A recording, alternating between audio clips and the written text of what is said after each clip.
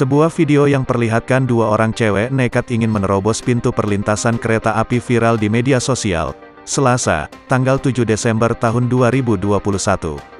Keduanya tampak ngeyel ingin melintas tanpa memperhatikan kondisi di sekitarnya. Padahal, di saat bersamaan ada kereta api yang akan melintas.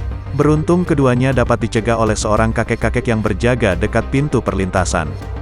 Jika masih nekat, dipastikan kedua cewek ini akan mengalami peristiwa tragis tertabrak kereta api. Aksi kakek yang berhasil menghalau dua cewek itu menuai pujian dari warganet.